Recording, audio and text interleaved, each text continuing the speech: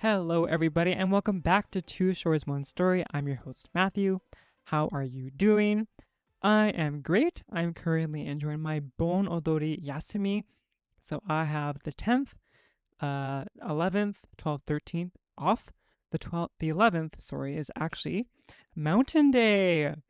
So right now it is the 11th, so I'm just relaxing right now, but I will be going to the gym after I record this podcast. But yeah, how are you? If you are in Japan, are you currently having Yasumi?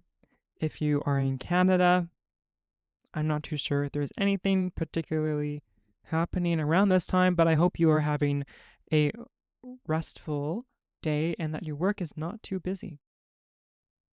Yeah. Last week, I went to Nagoya.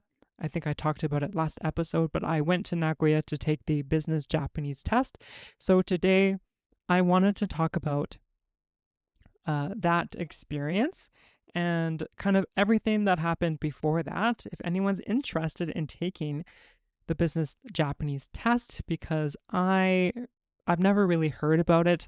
Usually the JLPT is the test that many Japanese learners will take. It's the most popular test to take, but there are other options if you want to take other exams. One of them being the BJT or Business Japanese Test. So let's start with the beginning.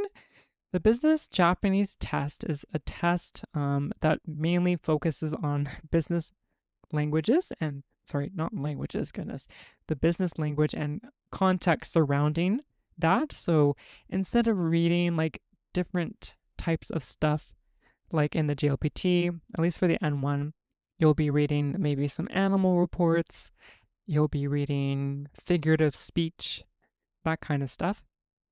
But the business Japanese test for reading anyways is like you'll read emails, you'll see flyers, you'll look at different designs and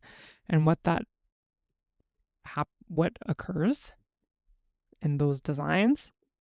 Mainly listening is the biggest thing. So it's a lot of listening. I think in the N1 test, you'll get 55 minutes to listen, and that's at the end.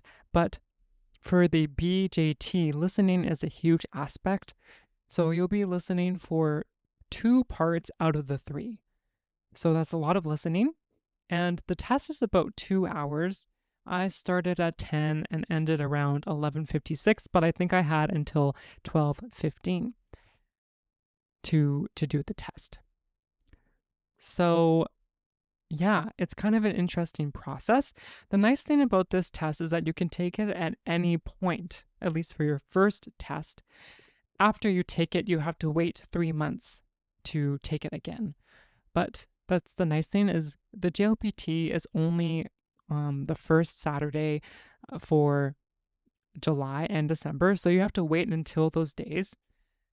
But this one, you can kind of decide where you want to go, and you can decide the time. So for me, I could have picked a test center in Gifu, or I could have done other cities like in Kanazawa, or in my case, I picked Nagoya.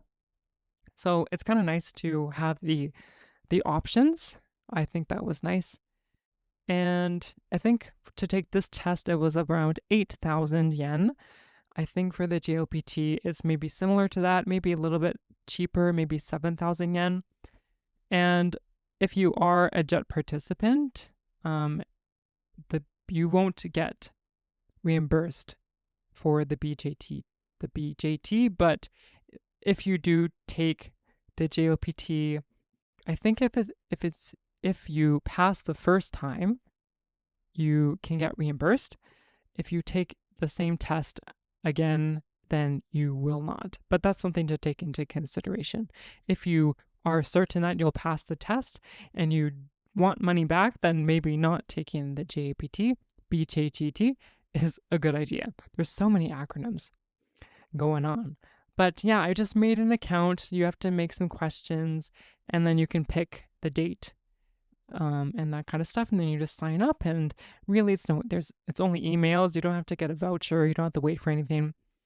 And yeah, so then I just studied. And how I studied, I didn't really know what to do. There are official resources that the BJT offers, but I wasn't too certain if I wanted them because they had CDs, which I don't really use, but I think some of the resources do allow audio download, so that's a good option. But what I saw that I thought was interesting was a kind of all around approach. So I got the business Japanese textbook that's called Business Japanese all in one. So it has speaking, listening, reading, and writing sections. And what I liked about it is that it covered a lot of different sections, different things that you might be doing as in a business or if you're working in Japan. So all the way from reading and writing notices, emails, calling. There's SNS stuff. There's setting up a schedule. There's apologizing. There's many things that you can do. So I liked it. What I didn't like about this textbook is it's not really well suited for self-studying. I think there's a lot of stuff that you can do with groups. So I think it's best if you're in a classroom or you're doing it with other people. But there was a lot of listening, so I like that. It was really easy to find the audio, so you just have to download the Japan Times app. You just scan the ISBN, and then you can access the audio. It's really easy, and there was a lot of it. So each chapter had at least 3 audios, so lots of listening. So I had good practice for that, for sure. What I didn't get a lot of practice, and I'll talk about a little bit later, was the time management. So there's some questions, like there's not any multiple questions, multiple choice questions. Goodness gracious. There aren't any questions like that on the test. There are more like you listen to the dialogue, and then if it's listening anyways, you listen to the dialogue. Then the next section will be listening to the dialogue again, but there's some gaps that you need to fill, which means you need to listen again. Then you can read the vocab and what's in the test, and I like that because I could look at the vocab that's in the sentences, so any vocab that I didn't know, I could put into Anki, and I didn't have to like make a sentence or find a sentence because it was already made for me, so I had the context already there, which made my life a lot easier. But there aren't any multiple choice questions, so I think what would have made this textbook a lot better if there was a mock test, or something like that, so that you could practice taking the actual exam. But this test can help with BJT test, but I don't think it's necessarily for that. So it's more of an all-around approach. If you do want more practice, maybe getting the BJT stuff would be useful. I just decided to wait and see how I did. But I think it was a okay textbook overall, and then I just filled some gaps with other things. So I watched drama. I'm watching a drama called It's called Tenshoku no Maho-sama, I think. Maybe. It's about basically a job transfer career service that will help people find different jobs, and the main character has no job and is struggling, so she applies, or her friend, I think her friend or something, introduces her to her own company, and while she's waiting to find her own job or to figure out what she wants to do, she helps one of the career advisors. And through that, you can see a lot of job-related things. You can hear a lot of job-related vocab. So just to make it a little bit more real, that's what I did. And I also used Hello Talk. So I made practice scenes I would describe the scene. So, like in this scene, Matthew is going to be calling or receive a call from this person from this company. This is what he's going to do, or this is what the person wants. And then I make a dialogue based off that. So basically, it was mainly denwa tayo, or like phone calling on the phone, because that's a thing that I want to get better at in general. But there's other things too, like you can do practices or apologizing, many things that you can do. So I highly recommend that, is making the textbook more contextual to you, bringing it to life. I think that is a good idea. So yeah, I took the test. I practiced before that, and then on Friday last week, I didn't really do any practice. I just went to Nagoya, and I'm going to talk about my experience in Nagoya because it was quite fun, but I think it deserves a different episode. I'm just going to talk about the test. But I didn't do a lot of practicing, and I kind of felt like whatever. I was like focused, but I didn't feel like stressed like I normally do for the JLPT. And it wasn't too hard to find. It's really close to Nagoya Station, just like maybe a 5-minute walk. So that was really nice. It's a bit of an unsuspecting building, so it's good to look at the directions first because it's in a building, but you can't really like see if there's just a bunch of signs and it'll say like Mei Eki Test Center. That's where I took it. So yeah, I ate my test breakfast. I have a protein bar and I have just a basic onigiri, and then I got set up. So you walk into the test center, you take your shoes off and put some sandals on.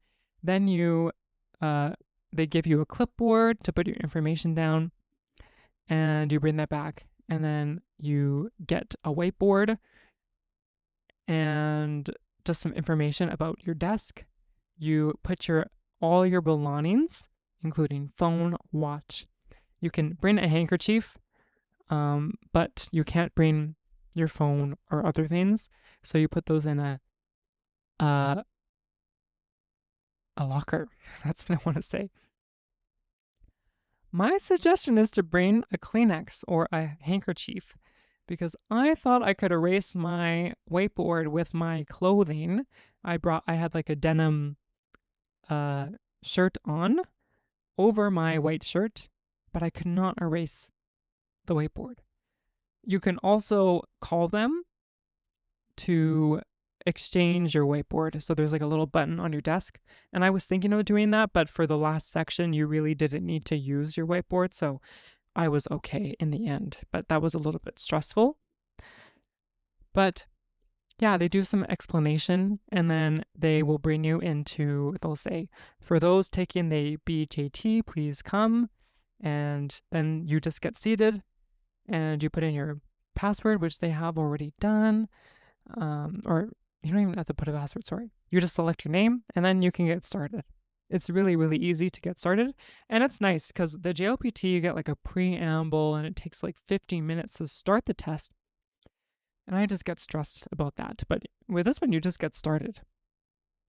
And you really get started.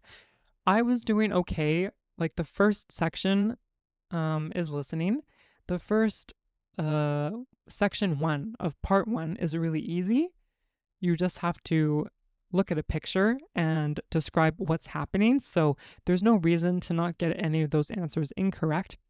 The second part will be you get like a little setting and you have to figure out what the appropriate reply is or what the person is supposed to say.